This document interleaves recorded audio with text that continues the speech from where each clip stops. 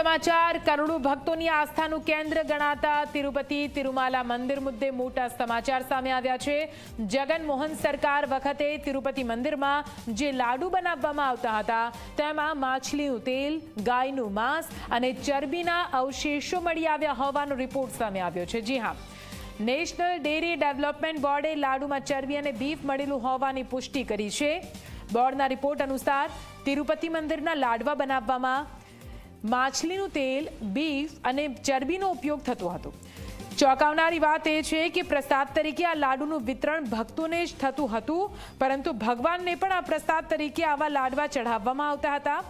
મુખ્યમંત્રી ચંદ્રબાબુ નાયડુએ વાયએસ જગનમોહન રેડ્ડીનો ઘેરાવ કરતા આરોપ લગાવ્યો છે કે પાછલી વાયએસઆર સરકાર તિરુમાલામાં લાડુનો પ્રસાદ તૈયાર કરવા માટે ઘીના બદલે જાનવરોના ચરબીનો ઉપયોગ કરતી હતી। આ પ્રસાદ ભગવાન વેંકટેશ્વર સ્વામી મંદિરમાં આવતા કરોડો ભક્તોને આપવામાં આવતો હતો।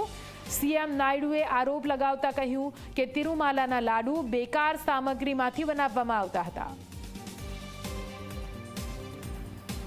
તો આપને જણાવી દઈએ, ફરી એકવાર હિન્દુની આસ્થા સાથે ચેડા કરવામાં આવ્યા હોવાની પુષ્ટિ થઈ છે। જી હા, આ વખતે આંધ્રપ્રદેશમાં આ સમગ્ર વિવાદ સામે આવ્યો છે। તિરુપતિ મંદિર જે કરોડો ભક્તોની આસ્થાનું કેન્દ્ર છે, પરંતુ અહીંયા જે લાડુ બનાવવામાં આવે છે તે લાડુમાં ગાયનો માંસ અને માછલીના તેલનો ઉપયોગ થતો હોવાનો આરોપ લગાવવામાં આવ્યો હતો।